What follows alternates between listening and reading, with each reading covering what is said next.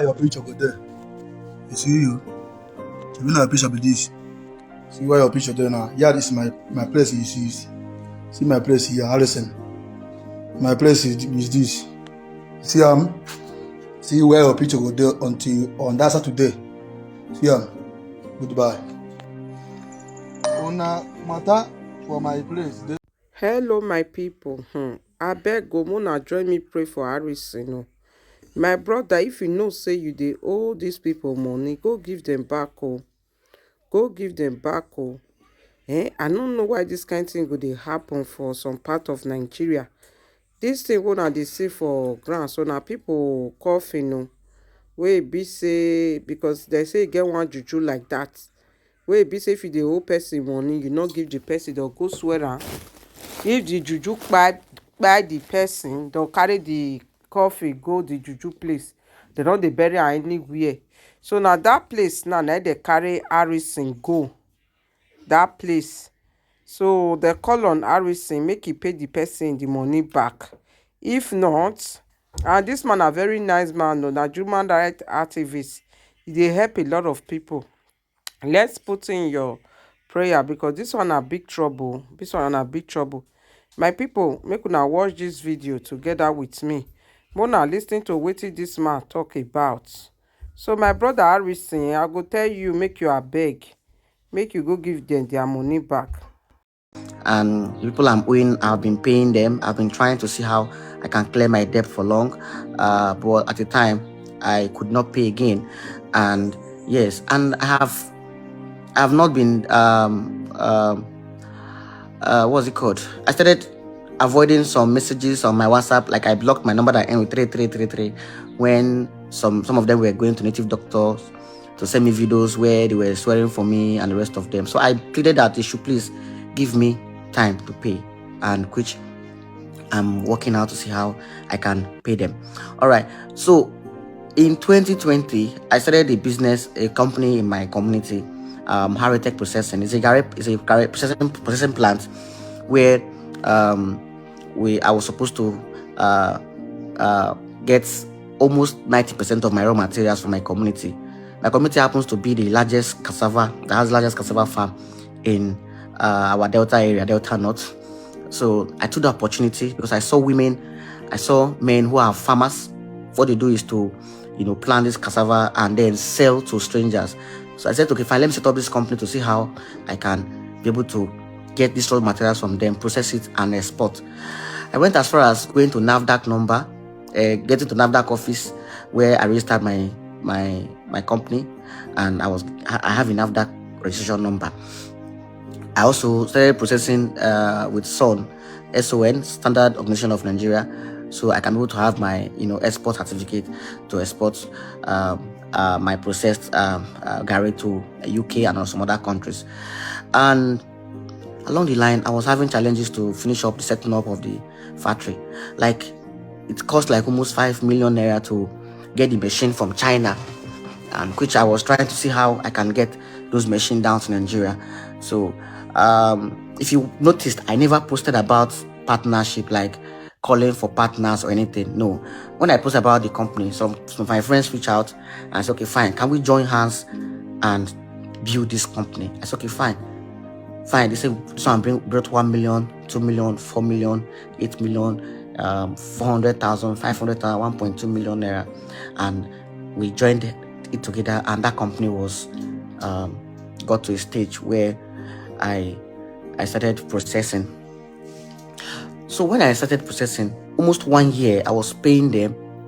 Nobody heard anywhere like I was owing anybody. I was paying them for 1 year, and it was 2022 that last year, October, that I started having issue. So the issue I was having was the place I was supposed to get 90% of my raw materials. I got information. If you are from Buluku, you can go to Buluku, ask the Buluku quarters, just verify what I'm trying to say now. The place was all over cassava, and that's why I get my 90% of my raw materials. Because traveling to those states where I can get raw materials, it costs a lot of transportation, logistics, and rest of them. So when I was my mom called me and said, please, that the farmlands, I've been taken over by a company, that the government gave them the place. My community said they leased the place for like almost 80 years to them before, but now they want to acquire the place back. They want to take over the lands. Everybody should vacate from that farmland. And that was how the Buddhists came. They came with soldiers and they destroyed all the farmlands. People were going to even go and pick up cassava from the floor, from the ground, or protect cassava that the Buddhists destroyed. That was the beginning of my company's downfall. Yes. So early this year, 2023. Sorry, early last year, 2022. Obedient movement was already strong in Delta.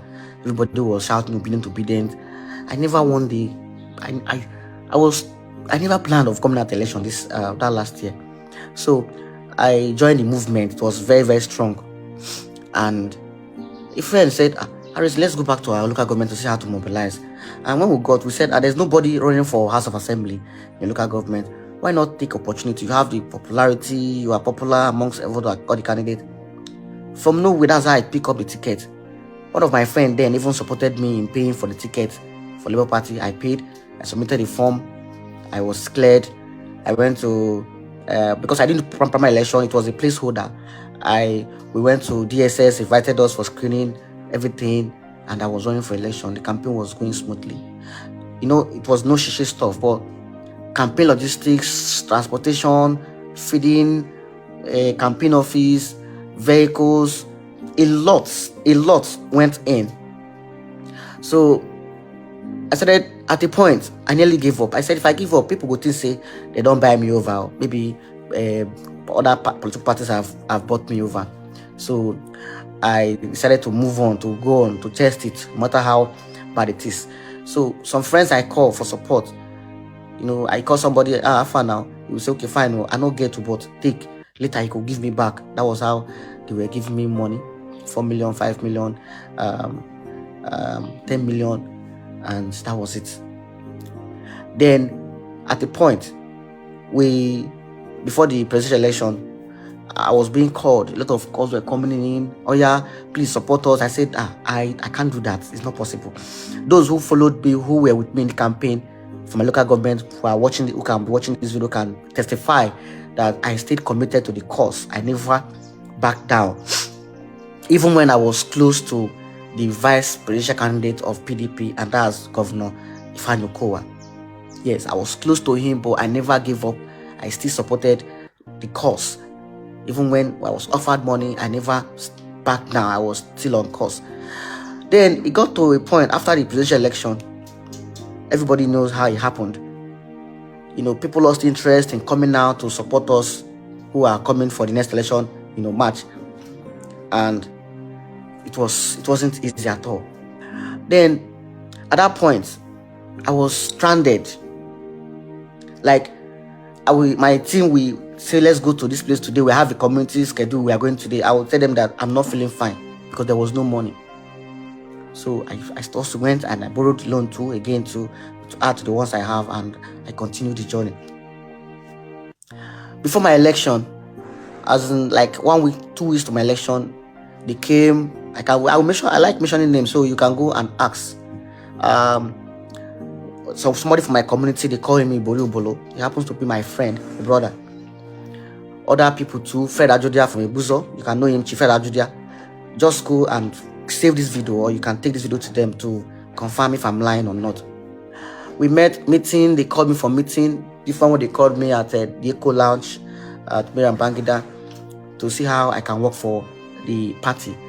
And 250 million was on ground to give me if I can step down for the candidate for my local government. And I said, no, I won't do that.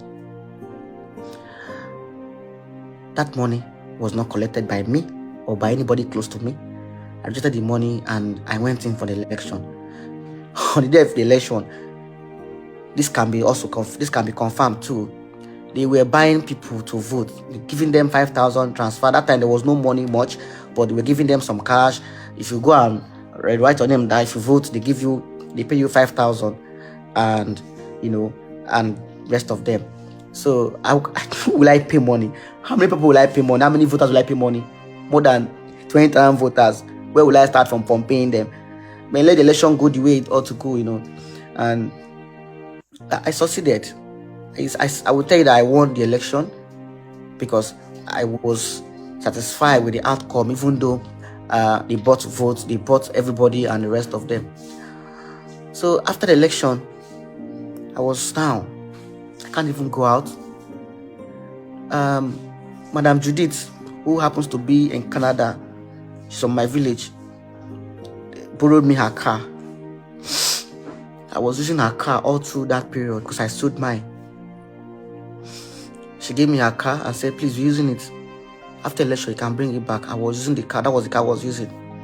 So after election, because my house, I have to give it out for rent because I needed the money. So I have to give it out for rent, and somebody should just take it and give me the money.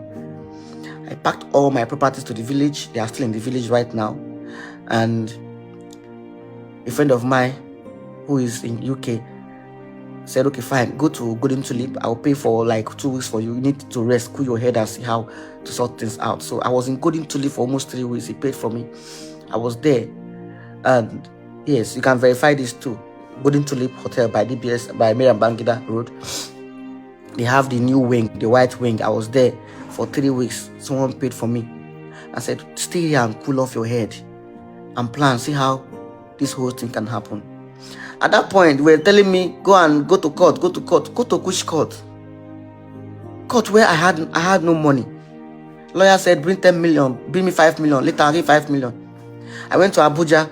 I got the Beavers report. Everything tallied. My opponent, we tried to see how, I can't say a lot of things on social media here, to see how we can get evidence. There was nothing.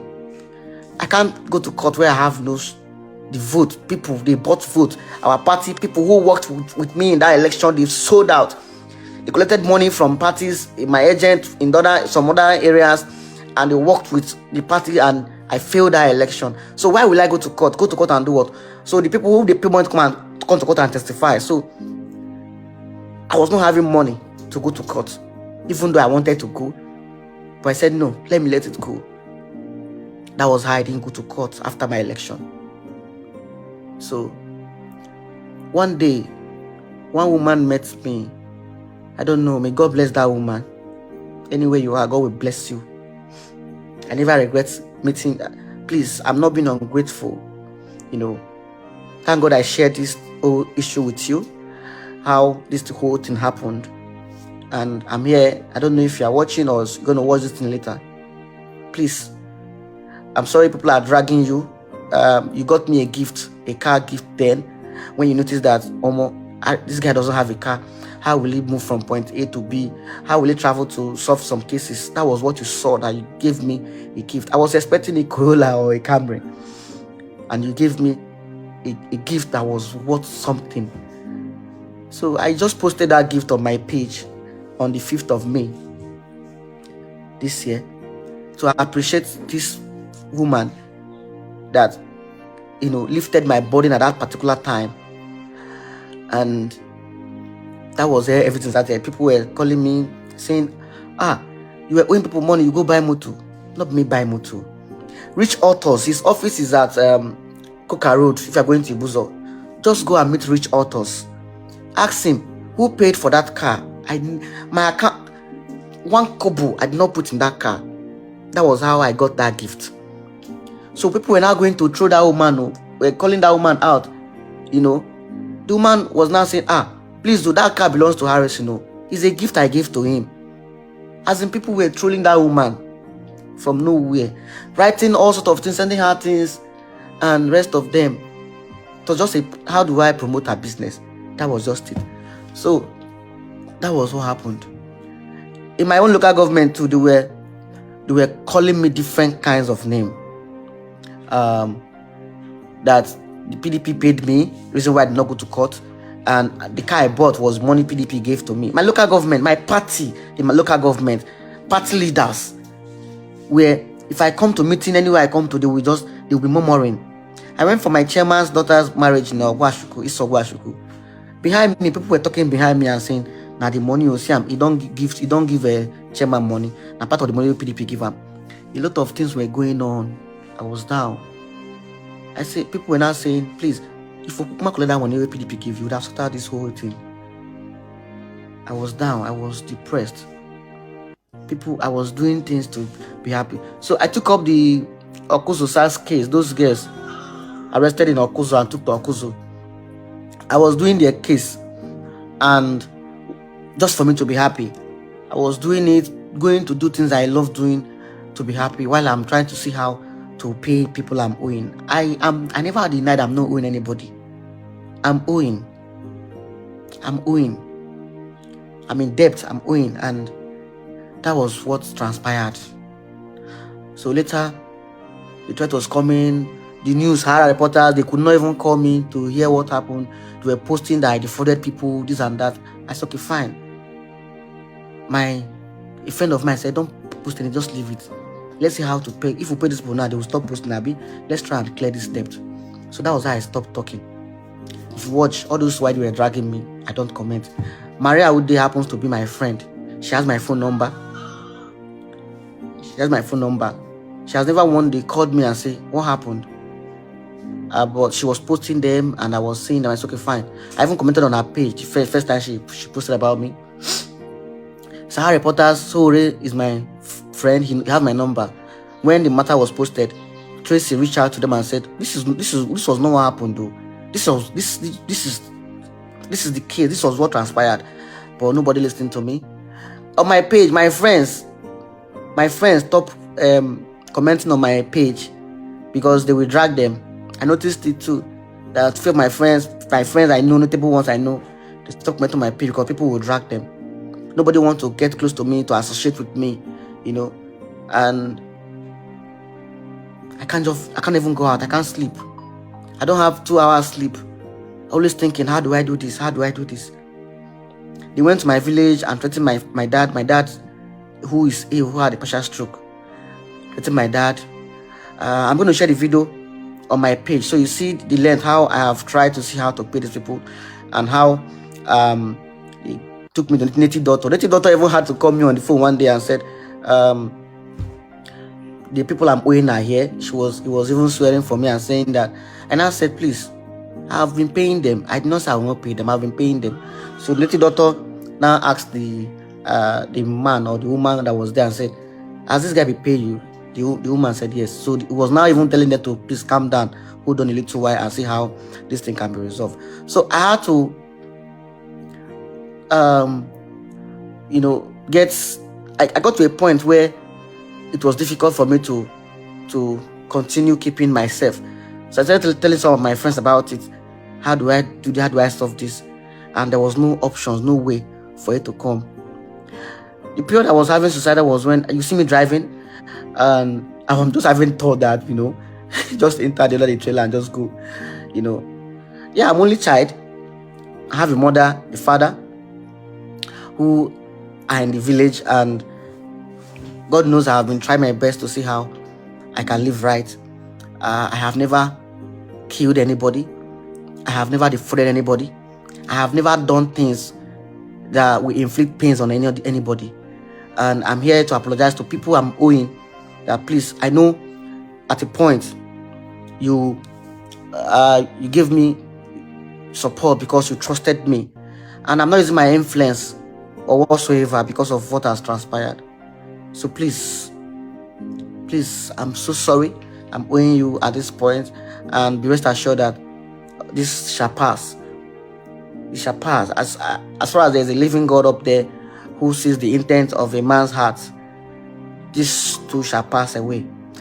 I'm here to also state that I did not intentionally block everybody, like I have said before. When I stopped using my number that ends with 333 was when native doctors were sending me dead bodies, pictures of people who died that were owing, and I said, oh no, I think I need to just delete this WhatsApp off. Let me figure out to see how I can be able to clear this debt and just be free. Yes, so that's just it. So please, I'm here on this live video to tell you that that was what transpired. You can go through the back and watch this video. And yes, when I made the post on Instagram, people were reaching out to me, was giving me a lot of advice, a lot of commendation, and the rest of them, how I can be able to maneuver, solve this whole issue. Yesterday I made a post about it again on Instagram, and people were reaching out and dropping, please boost your account, we want to help you and pay this debt. Thank you so much. Thank you. When I posted, I said, I know I'm going to be dragged. I deserve it.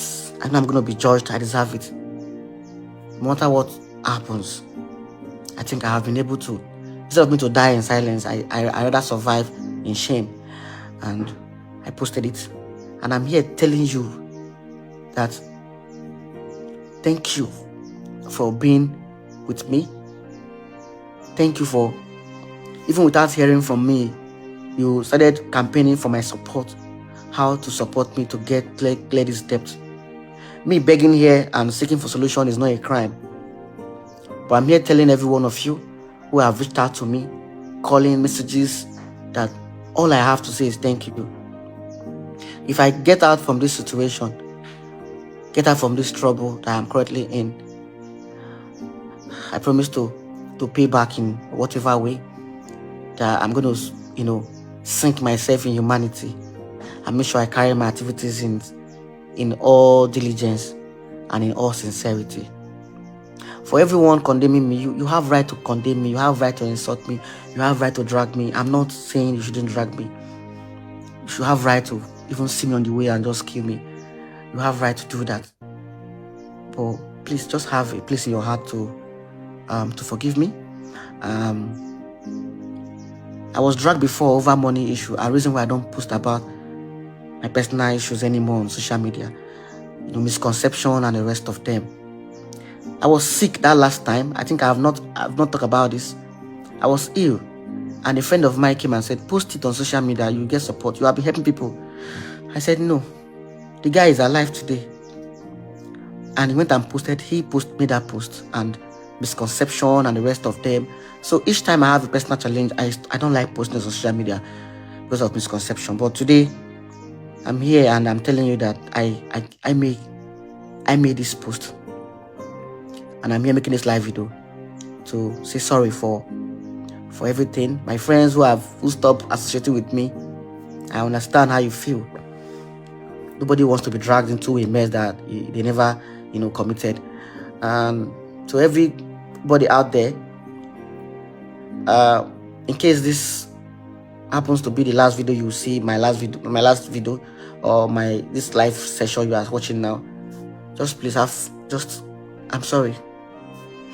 I won't drag all my friends into anything again. I saw some of my friends commenting on my page and they will go and dragging them, even my lawyer friend, everybody. I'm sorry for bringing you all this point. I'm so sorry for the shame, embarrassment I've caused every one of you. Please forgive me, please. I'm sorry. To the woman that supported me, that gave me a gift, which I sold later to start paying off people I'm owing, I'm sorry. At least I respected you enough by telling you that this is what is going on and this is what I want to do, and you gave me a go ahead. Thank you for being part of my journey. Thank you for never condemning me. Thank you for coming to my life when I needed someone I could talk to, someone I could share my burden with, someone that will understand what transpired. Thank you so much, everyone. Thank you. I love you all. Thank you.